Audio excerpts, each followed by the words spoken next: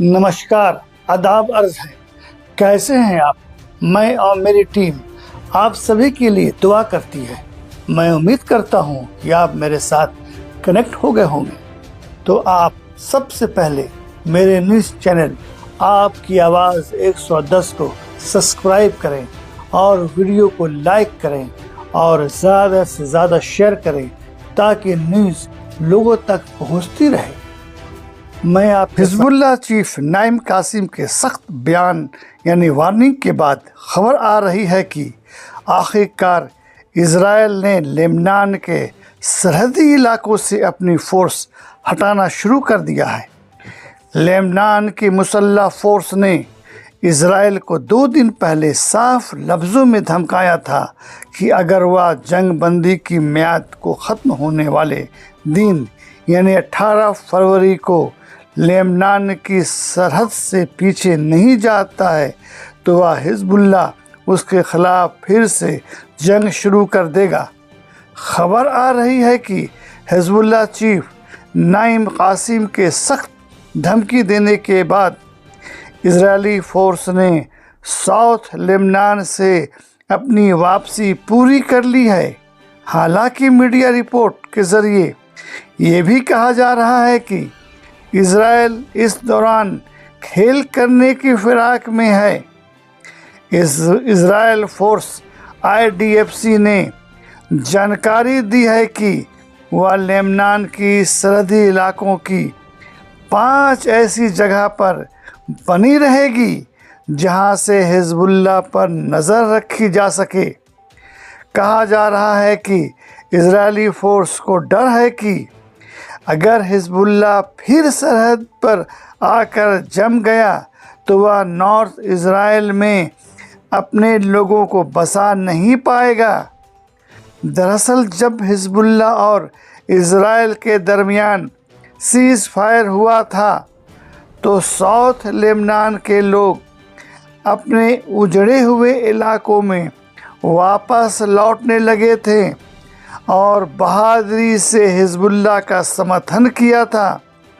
लेकिन उसी से लगे नॉर्थ इजराइल के लोग आज भी तेल अवीव और दीगर शहरों में हैं, वह वापस नहीं लौट रहे हैं। इसकी वजह है जंग के दौरान हिजबुल्लाह ने नॉर्थ इजराइल में भारी तबाही मचाई थी। इजराइल के लोगों ने अब तक सिर्फ अपने देशों की ताकत और मार करने की क्षमता यानी कि सलाहियत देखी थी, लेकिन पहली बार उन्होंने हिजबुल्लाह की ताकत का एहसास हुआ। इसी डर से वह अपनी सरकार के ज़रिए लाख भरोसा देने के बावजूद वापसी के मूड में नहीं है।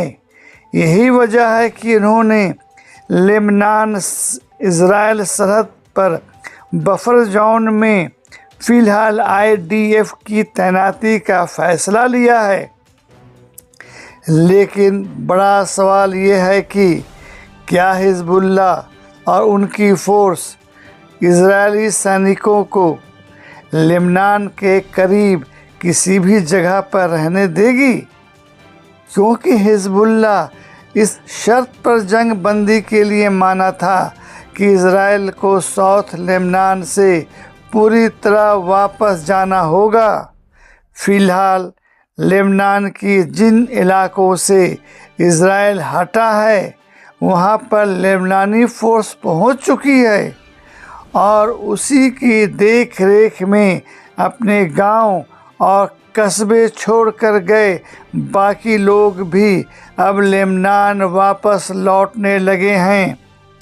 जंग बंदी की म्याद ख़त्म होते ही इजरायली सेना ने लेबनान से हटने की इस कवायद यानी कि इस नियम को हिजबुल्लाह एक बड़ी जीत के तौर पर देखा जा रहा है। आपको बता दें कि लंबी चली जंग के बाद हुए समझौते से तय हुआ था कि इजराइल कब्ज़े वाले इलाके को 27 जनवरी तक छोड़ देगा और यहाँ तक कि कमान हिजबुल्लाह यानी लेबनानी सेना संभालेगी, लेकिन इज़राइल ने ऐसा नहीं किया। बाद में इस समय सीमा को बढ़ाकर 18 फरवरी कर दिया गया। उसके बाद भी इज़राइल का रुख देखकर हिजबुल्लाह ने 18 फरवरी की फाइनल डेडलाइन इज़राइल को दे दी थी।